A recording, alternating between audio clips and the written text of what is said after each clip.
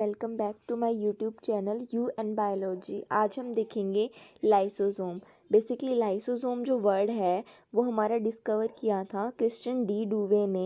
ये दो वर्ड से मिलके बना है, लाइसिस एंड सोमा। लाइसिस मतलब डिसोल्यूशन एंड सोमा मतलब बॉडी। लीवर सेल के अंदर इन्होंने सबसे पहले इसको डिस्कवर किया था और नाम दिया था पेरिकेनेलिकुलर डेंस बॉडीज़ बेसिकली। तो लाइसोसोम हमारा क्या हो जाएगा, electron microscope single membrane bound vesicular structure होता है जो इन्वॉल्व होता है इंट्रा सेलुलर डाइजेस्टिव एक्टिविटीज़ के अंदर, जिसको हम लाइसोसोम बोलते हैं। बेसिकली एब्सेंट होता है प्रोकैरियोट्स के अंदर, प्रेजेंट होता है ऑल यूकैरियोटिक एनिमल सेल के अंदर, बट एक्सेप्शन है यहाँ पे मेमेलियन, आरबीसी, कुछ फंजाई एंड कुछ प्रोटिस्ट। अगर हम इसकी शेप, साइज़ और नंबर की बात करते हैं तो जनरली ये स्फेरिकल शेप का होता है, बट इरेगुलर होता है प्लांट रूट टिप के अंदर, और रोड शेप होता है कुछ मेरिस्टेमेटिक रूट सेल के अंदर। इसका साइज़ जो है वो भी वेरी करता है।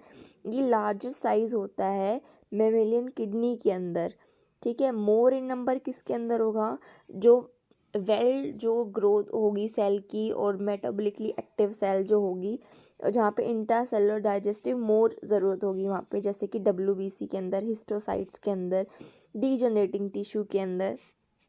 अब हम देखते हैं इसका ultra structure. Basically ultra structure में हमारे टू पार्ट्स आते हैं, लिमिटिंग मेम्ब्रेन एंड सेकंड आता है हमारा matrix. Limiting membrane outer most होती है, सिंगल है, लिपोप्रोटीनेशियस की बनी है, ट्राइलेमिनार यूनिट मेम्ब्रेन है। प्रोटीनेशियस डाइजेस्टिव एंजाइम्स इसके अंदर मिलते हैं हमें, ग्लाइकोप्रोटीन एंजाइम बेसिकली। इसकी लिमिटेड परमेबिलिटी है। इसके अंदर बेसिकली लेबिलाइजर्स एंड स्टेबलाइजर्स दो हमें देखने को मिलते हैं। स्टेबलाइजर्स यानी कि ऐसे सब्सटेंसेस जिसकी प्रेजेंस में इसकी रप्चरिंग नहीं होगी, जो प्रिवेंट करेंगे इसकी रप्चरिंग, जैसे कि हमारा हेपेरिन, कोलेस्ट्रॉल, कॉर्टिसन। और लेबिलाइजर अगर उनकी एब्सेंस में, जैसे कि एब्सेंस है ऑक्सीजन की हमारी, या फिर प्रेजेंस हो जाए एक्सेसिव हमारे विटामिन ई की एंड ए की, तो उसको हम बोलेंगे लेबिलाइजर। यानी कि जो डिग्रेड कर देंगे तो लेबिलाइजर, जो बचा लेंगे वो स्टेबलाइजर्स। एंड पोल्यूटेंट्स कुछ होते हैं, सिलिका जैसे पोल्यूटेंट्स होते हैं जो रप्चर करते हैं लाइसोसोमल मेम्ब्रेन को। अब है हमारा मैट्रिक्स। बेसिकली इनर होता है, डेंस होता है, ग्रैनुलर होता है, लिमिटिंग मेम्ब्रेन के अंदर प्रेजेंट होता है, हेट्रोजेनस इसकी जो केमिकल कंपोजिशन होती है, दीज में भी सॉलिड और डिफ्रेंशिएटेड हो सकते हैं जोन्स में, जैसे कि आउटर जोन जो होगा वो मोर डेंसर होगा जिसको हम कॉर्टेक्स बोल देंगे, इनर वाला वैक्यूलेटेड ग्रैनुल जिसको हम मेडुला बोल देंगे। polymorphism in lysosomes, basically physically more remarkable characteristics of lysosome, कि बेसिकली इसके अंदर नेचर ऑफ मैट्रिक्स के अंदर चार टाइप्स हमें देखने को मिलते हैं on the basis of nature of matrix. Primary lysosome, heterophagosome, autophagosome and fourth one होता है हमारा रेसिड्यूल बॉडीज़। सो फर्स्ट है primary lysosome. Basically small size होते हैं, सैक लाइक बॉडीज़ हैं, डाइजेस्टिव एंजाइम कंटेन करेंगे बट इनएक्टिव फॉर्म के अंदर कंटेन करेंगे। इसको हम क्या बोलते हैं, प्रोटोलाइसोसोम बोल सकते हैं, ओरिजिनल लाइसोसोम बोल सकते हैं एंड स्टोरेज ग्रैनुल बोल सकते हैं, और इनएक्टिव लाइसोसोम भी बोल सकते हैं क्योंकि इसके अंदर डाइजेस्टिव एंजाइम्स तो प्रेजेंट हैं बट वो इनएक्टिव फॉर्म में प्रेजेंट है। और इसके अंदर डायरेक्शन ऑफ फ्लो कैसे होगा, आर ई आर से गोल्जी बॉडी, गोल्जी बॉडी से लाइसोसोम, लाइसोसोम से एक्टोसाइटोसिस। सेकंड आता है हमारा हेट्रोफैगोसोम। इसको हम फैगोलाइसोसोम भी बोलते हैं, डाइजेस्टिव वैक्यूल्स भी बोलते हैं बेसिकली, क्योंकि इसके अंदर क्या होगा, जो डाइजेस्टिव एंजाइम्स होंगे, इंजेस्टेड फूड होगा वहाँ पे प्रेजेंट होगा, और जो बेसिकली डाइजेस्ट किससे होगा, जो प्राइमरी लाइसोसोम में एंजाइम प्रेजेंट थे वो एक्टिव फॉर्म में यहाँ पे प्रेजेंट होते हैं। ये बेसिकली फॉर्म होगा फ्यूजन, प्राइमरी लाइसोसोम के फ्यूजन से एंड एंडोसोम के फ्यूजन से। बेसिकली एंडोसोम हमने एक्टिव ट्रांसपोर्ट में होता है ये प्रेजेंट, जब हम एंडोसाइटोसिस और एक्सोसाइटोसिस पढ़ते हैं वहाँ पे फूड वेसिकल्स प्रेजेंट होती हैं, उसको बोलते हैं एंडोसोम। बेसिकली वो कैसे फॉर्म होंगी, इनगल्फ करेंगे जब cell large size biomolecule in the cell membrane vesicles. Irregular होते हैं शेप के अंदर, लार्जर होते हैं देन प्राइमरी लाइसोसोम, और यहाँ पे इंजेस्टेड जो मटेरियल होगा वो डाइजेस्ट होगा by the hydrolytic enzyme of primary lysosomes. और इसका जो रेट है वो डिपेंड करेगा लाइसोसोमल एंजाइम की स्पेसिफिसिटी कैसी है, उसकी एक्टिविटी कैसी है, उसका डाइजेशन जो मटेरियल उसने इनगल्फ किया है उसका नेचर कैसा है, बेसिकली उसके ऊपर डिपेंड करेगा। फ्यूजन जो होगा प्राइमरी लाइसोसोम का और एंडोसोम का वो हाईली सिलेक्टिव होता है। थर्ड आता है हमारा ऑटोफेगोसोम या फिर ऑटोलाइसोसोम या फिर हमारा ऑटोफेजिक वेसिकल।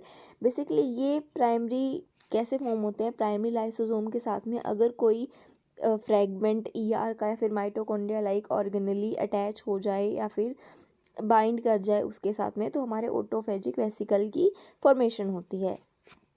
क्या होगा, इसके अंदर साइटोप्लाज्मिक ऑर्गेनेली होती हैं, वो सराउंडेड हो जाएं एसईआर से और वो ऑटोफेजिक वेसिकल करती हैं। अब ये ऑटोफेजिक वेसिकल्स प्राइमरी लाइसोसोम के साथ में फ्यूज़ करती हैं और ये कहाँ बेसिकली मिलेंगी हमें, जब ग्रोथ की रिक्वायरमेंट होगी या फिर रिपेयरमेंट की रिक्वायरमेंट होगी। ये बेसिकली हमारी जो इर्रिपेरेबल डैमेज होता है उसको प्रोटेक्ट करती हैं। इनका नंबर ड्यूरिंग स्टारवेशन इंक्रीज़ हो जाएगा। जब जब इनका नंबर बढ़ेगा तब तक हमारा डिक्रीज़ हो जाएगा नंबर ऑफ प्राइमरी लाइसोसोम्स। अब फोर्थ वन है हमारा residual bodies.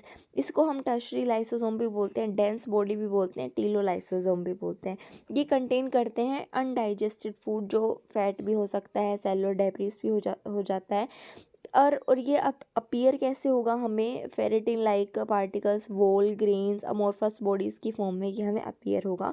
Basically expelled out हो जाता है सेल से बाय हेल्प ऑफ एक्जोसाइटोसिस या फिर ईफेजी।